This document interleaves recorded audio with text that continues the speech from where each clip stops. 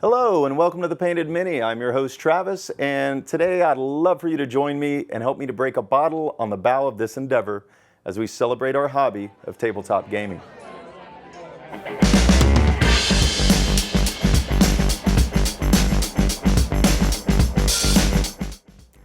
This channel will provide a forum for painting game miniatures, sitting around with friends to play and discuss the games we love, and for diving in and exploring the rich literature, history, folklore, and mythology that inform the games that we love to play. I've decided to start off the first episode with a game that is recently delivered from Kickstarter, and that is Trudvang Legends. Trudvang has adapted the world building and art from a successful RPG, Trudvang Chronicles, into a story-driven, choose-your-own-adventure style tabletop game for 1 to 4 players. What first drew me into this game was designer Eric Lang. I've really enjoyed his mythical trilogy of Blood Rage, Rising Sun, and Ankh. But even with the marriage of a Lang design and CMON miniatures, it was not an instant back for me. But once I caught a glimpse of this beautiful evocative art, I was in. However, strange things were brewing in 2019. Eric Lang would leave CMON, and Trudvang would undergo an extensive redesign after the Kickstarter was funded. Over 3 years later, we finally hold their game in our hands. And the question is, will this board game port merely dabble in the trappings of Finnish, Norse, and Celtic mythology, or will it weave an intricate tapestry of culture, design, and mechanics that will transcend beyond the beautiful box art? Let's find out, but first, before I break open the rulebook and draw a single rune, I'm going to paint the miniatures, because regardless of how good this game is, these minis are fantastic, and they deserve a little bit of love. For nearly all of my priming, especially when doing large batches of minis, as is the case for most games, I use an airbrush.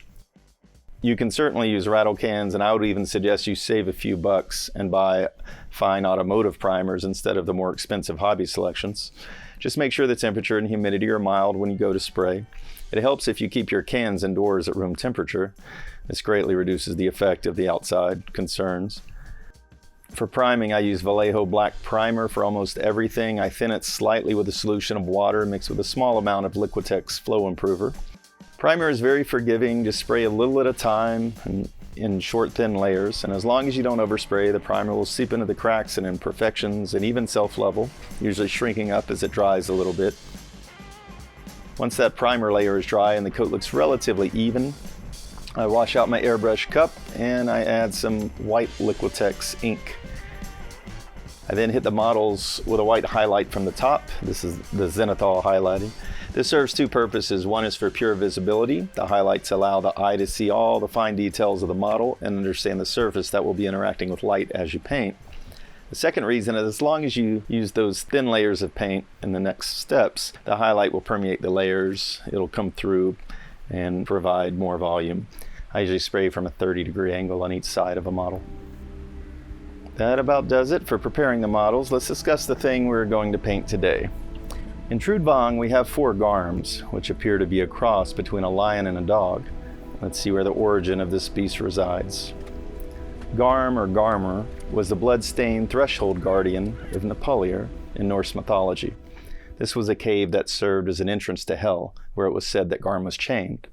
The prose edda book Lefagning describes Garm's howl as heralding the beginning of Ragnarok itself. Once underway, his chains are to break, and he will run free, allowing every manner of monster to invade the realm. In the end, it is said that Tyr, having already lost one hand to Fenrir, will lose his other hand to Garm, but not before mortally wounding the beast. Then Tyr himself will bleed out and die. Garm is an echo of other similar threshold guardians. Surma is a 2-headed hound who accompanies Kalma, the Finnish goddess of the dead. He is both a guardian of the underworld and her faithful companion. At ahead, we have the most famous example, Cerberus from Greek mythology. Of course, many disparate cultures have their versions. The Japanese Unagami and the Akuri Uni are both demon dog spirits that are associated with the dead. Stories of the Akuri see him both preying upon mountain people as well as protecting them from other more dangerous demons. The Cadejo of Mexico haunts travelers who walk along rural roads at night. The infamous dingoes of Australia are rumored to cart off babies and devour them. But some of my favorite stories take us to the UK. In Yorkshire and Whitby, denizens report being haunted by the Barghest, a massive black spirit dog.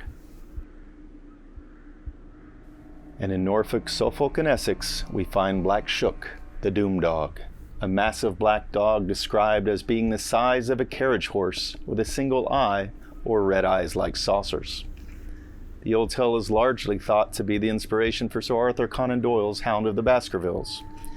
In addition to heralding death and preying on the unwary, Black Shook is also said to serve as a guardian protecting women who are caught out walking alone at night. One account has him attacking a lusty friar to spare a young maiden. Both the Barghest and Black Shook overlap the macabre tradition of the church grim. Usually a dog is said to protect small provincial churches and their resting dead. It is rumored that when a church was built, the first to be buried in its graveyard would become a guardian of sorts for the dead in that place, protecting them on their journey to the afterlife. So they would bury a dog to act as the guardian, hence the church grim, who acted as a sort of grim reaper for the church grounds. An account from Blythburgh in 1577 describes a clap of thunder having burst open the church doors of St. Mary's Cathedral, and a hairy black devil dog came snarling in, causing the death of 2 parishioners that he brushed by. One was left shriveled like a drawn purse as he prayed. It is said that the church tower collapsed and he left burn marks on the door as he exited. Visitors to the church can still see these marks, referred to as the devil's fingerprints. Remarkably, on the same day in the nearby town of Bungay, the Reverend Abraham Fleming described a terrible wonder that had also visited their town.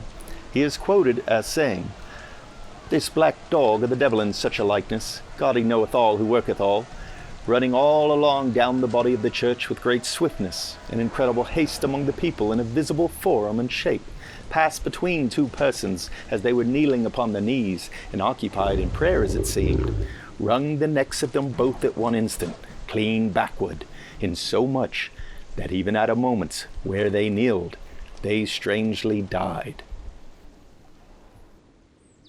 While researching these variations of Hellhounds, I'm always intrigued by the ways and places where the veil between fantasy and reality become especially thin, like little reminders of the possibility of a junction, what Joseph Campbell refers to as the world navel when referencing enchanted places. An article surfaced in 2014 that tried to lay the controversy to rest. Yesterday, 500 years after Black Shook first went on the prowl, archaeologists were examining the skeleton of a 7-foot-long dog, estimated to have weighed approximately 200 pounds, unearthed in the remains of an ancient abbey. It was discovered a few miles from 2 churches where Black Shook is said to have killed worshippers during an almighty thunderstorm in August of 1577. What's more, it appears to have been buried in a shallow grave at precisely the same time, as Shook is said to have been on the loose. Pottery fragments found at the same level date from the height of Shook's alleged reign.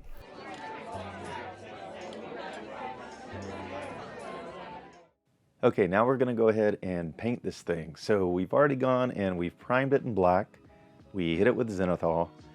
And then what I do is I take the base color. I usually run it through the airbrush since I'm pretty much going to hit everything with it. There might be some areas underneath that aren't covered, and that's fine. So for this one, I'm using Cygor or Kygor brown, not sure how to pronounce it. And it is a contrast paint, which works really well in the airbrush. It's thinned down just right, and it's a high pigmentation paint. So I coat the whole thing. I'm going to use these graphics just to sort of help us keep track of layers and what I'm actually doing. I've also sort of heightened the contrast on some of these shots since I'm using these dark browns for most of this mini. So between the two, we should get a pretty good feel for what's going on here. So I'm basically taking that base coat and I am covering everything with it. And then I'm going to take the next color I want to use. Now normally I would go to a color that's a little closer to my base color. In this case, I was kind of afraid that because I'm painting a brown cat, if I get too close with my different colors, I was afraid it would be kind of boring. So I went with something a little bit further off the scale. And basically what I do is I've already laid down the one color, but since in this case it was an airbrush, I'm going to go ahead and put it on the palette. And then I lay down the second color and I just blend the two together, and whatever falls in the middle, that's going to be my next step. So that becomes my next color on top of the base, and we'll look at the graphic and see that very little is not going to be hit with this new color. I do thin these down a bit, so there's still a little bit of translucence to them, so they actually work a little bit as layers. Definitely not as thick as a base coat. So basically go through and I cover everything except for those deepest recesses, those underneath parts. I'm just leaving edges of areas that aren't covered. And then I'm going to do the same thing with the next color. I'm going to find the next color I want to use. I'm going to mix, blend it, find what that middle color is, and then I'm going to apply it. As I go, I'm applying it on a smaller area. I'm kind of, again, leaving those edges, thinning it to where there's a little bit of translucence. But I'm just going to continue to layer color on top, getting slightly brighter. And full disclosure, I am not a great painter. I am very much just a hobby painter, somebody that likes to paint to play. So you're not going to get any good tips for wanting the crystal brush from watching my video. If anything, I just want to, kind of just show people who are sitting on the fence. Once you start chipping away a little bit at a time, you get a lot quicker and you can get these games painted, and it just brings a lot more enjoyment to the hobby. And I'm not going to do 10-hour paint jobs on miniatures. If anything, I kind of shoot for maybe a 2-hour per mini max.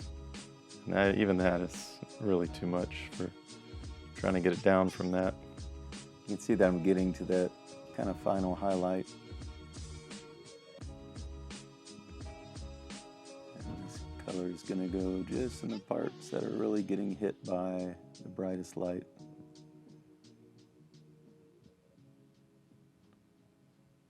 Tend to be smaller areas.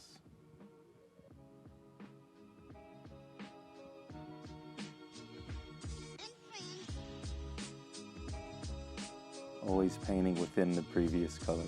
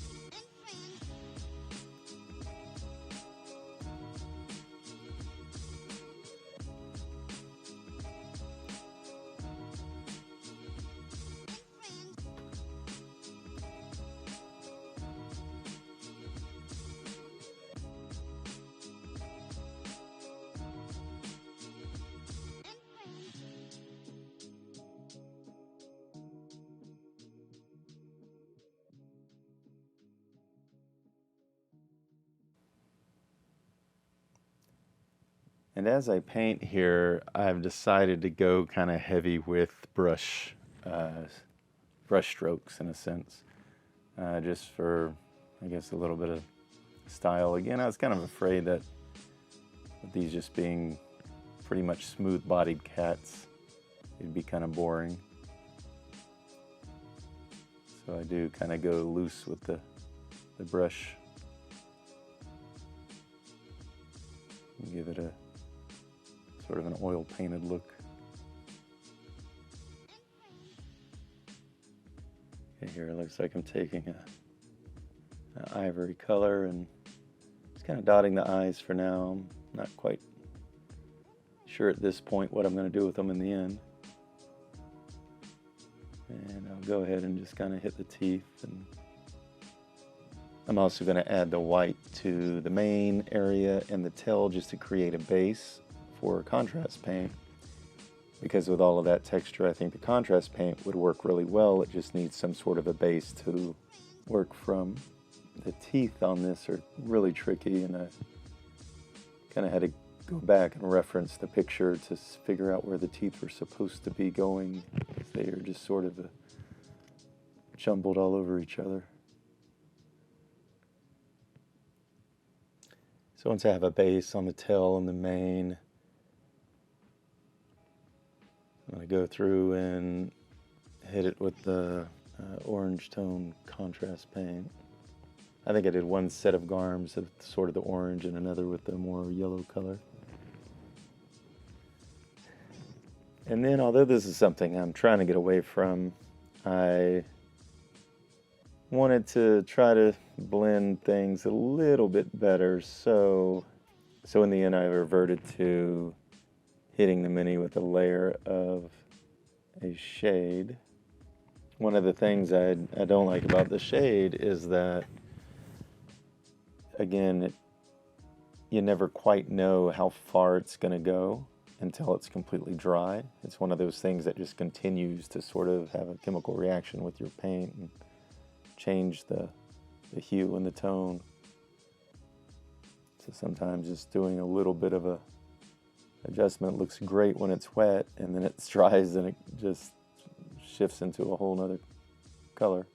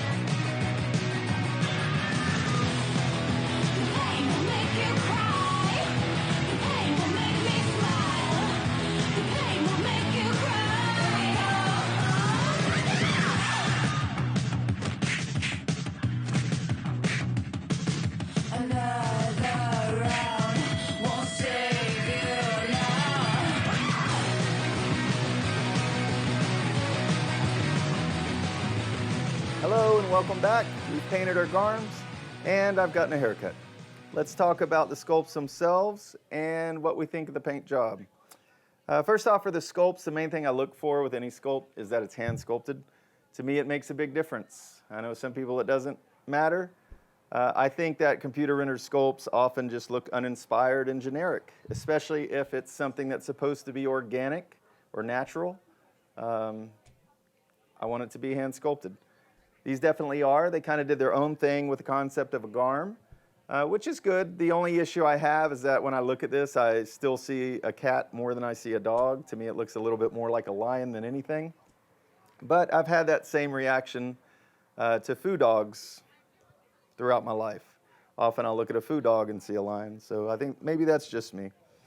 So not perfect, definitely tabletop ready. And I don't think I'm done. I think I'm going to actually go back and hit some fine details on the teeth and the eyes at some point. And then I'll bring these back in a few weeks maybe and do a little bit of a playthrough. So maybe they'll be the better upgraded Garms at that point. But these were pretty quick, pretty easy. And please, if you paint your Garms, show me up. It's not hard. Send me pictures of what you've got.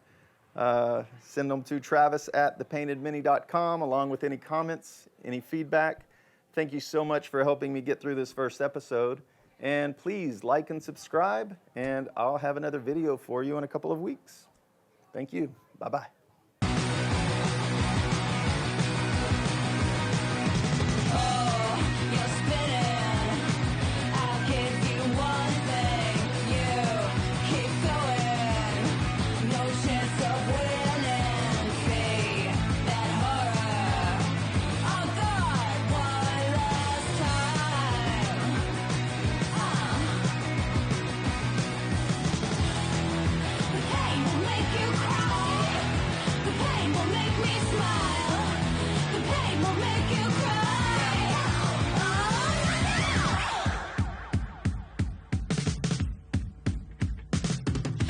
night.